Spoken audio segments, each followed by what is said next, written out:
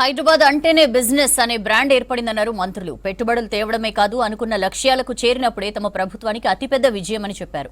ఆయా శాఖలపై రివ్యూలు చేసిన మంత్రులు రైతు భరోసాపై ఎవ్వరికీ ఆందోళన అక్కర్లేదని చెప్పారు. రాష్ట్రంలో డిమాండ్కు తగ్గ ఎరువుల స్టాక్ ఉందన్నారు మినిస్టర్స్.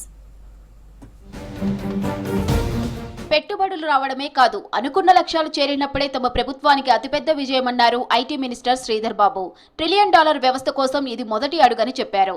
సింగపూర్ ఐటీఈ కంపెనీతో కీలక ఒప్పందం చేసుకున్నామని, స్కిల్ వర్సిటీలో ఇదో కీలక పరిణామమని చెప్పారు శ్రీధర్ బాబు. హైదరాబాద్ అంటేనే బిజినెస్ అనే బ్రాండ్ ఏర్పడిందన్నారు.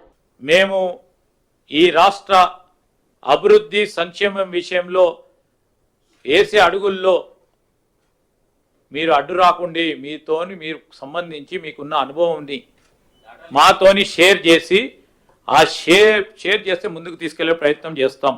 పరిశ్రమలకు సంబంధించిన వాతావరణం, వాణిజ్యం వ్యాపారం చేయడానికి ఒక వాతావరణం ఏర్పాటు చేయడానికి మా సహచర మంత్రివర్గ సోదరులు ముఖ్యమంత్రి గారి నేతృత్వంలో చేస్తూ ఉన్న ప్రయత్నాన్ని ఏ విధమైన భంగం కల్పించాలని ఒక ప్రయత్నం చేస్తూ ఉంటారు. విజయం ఏ రోజైతే $1 ట్రిలియన్ ఎకానమీ చేస్తామో ఆ విజయానికి దోహదపడే ఈ అడుగులు మొదటి అడుగులు మీకు చెప్తా ఉన్నాం. ములుగు జిల్లాలో పెండింగ్ లో ఉన్న ఇరిగేషన్ ప్రాజెక్టులపై ఫోకస్ చేసింది ప్రభుత్వం. ఇందులోనే భాగంగానే హైదరాబాద్ ఎర్రమంజిల్లోని జలసౌధలో ఇరిగేషన్ శాఖ మంత్రి ఉత్తమ్ కుమార్ రెడ్డి, పంచాయతీరాజ్ గ్రామీణాభివృద్ధి శాఖ మంత్రి సీతక్క సమీక్ష నిర్వహించారు.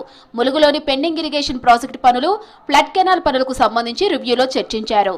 పలు అభివృద్ధి కార్యక్రమాలపై డిస్కస్ చేశారు మంత్రులు. రైతు భరోసాపై ఎవరికి ఆందోళన అవసరం లేదన్నారు రాష్ట్ర వ్యవసాయ శాఖ మంత్రి తుమ్మల నాగేశ్వరరావు. రైతు నేస్తం కార్యక్రమంలో పాల్గొన్నారు మంత్రి.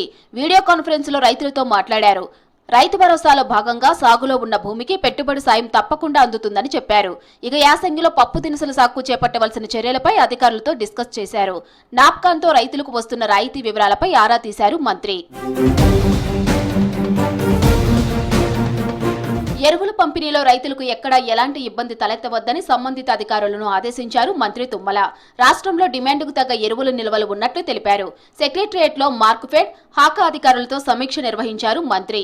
మార్క్ఫెడ్ ద్వారా వివిధ జిల్లాల్లో ప్రస్తుతం 21 కొనుగోలు కేంద్రాలను ప్రారంభమన్నారు.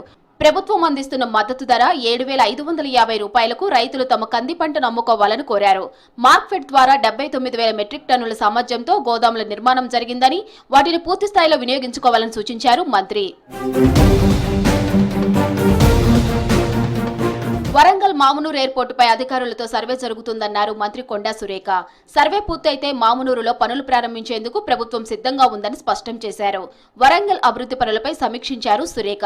గత ప్రభుత్వం మాటలే తప్ప ఓరుగల్లుకు చేసిందేమీ లేదన్నారు మంత్రి సురేఖ. 5 సంవత్సరాల్లో తెలంగాణ రూపురేఖలు మార్చే విధంగా మా నాయకుడు రేవంత్ రెడ్డి గారు ప్రణాళికలు సిద్ధం చేసి ముందుకు పోతా ఉన్నారు. ముఖ్యంగా వరంగల్ జిల్లా రూపురేఖలు మార్చే విధంగా ఇప్పటికే కోట్లాది కోట్ల రూపాయలు కూడా మాకు మంజూరు చేయడం జరిగింది.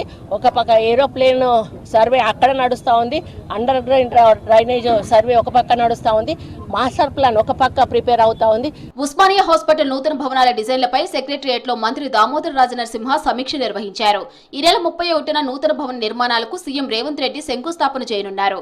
ఈ నేపథ్యంలో కొత్త బిల్డింగుల డిజైన్ల ఖరారుపై ఆరోగ్య, R&B శాఖల ముఖ్య అధికారులతో కలిసి సమీక్ష నిర్వహించారు మంత్రి. మార్పులు చేసిన డిజైన్లపై మంత్రి దామోదర్ కు పవర్ పాయింట్ ప్రెజెంటేషన్ ఇచ్చారు ఇంజనీర్లు, అధికారులు.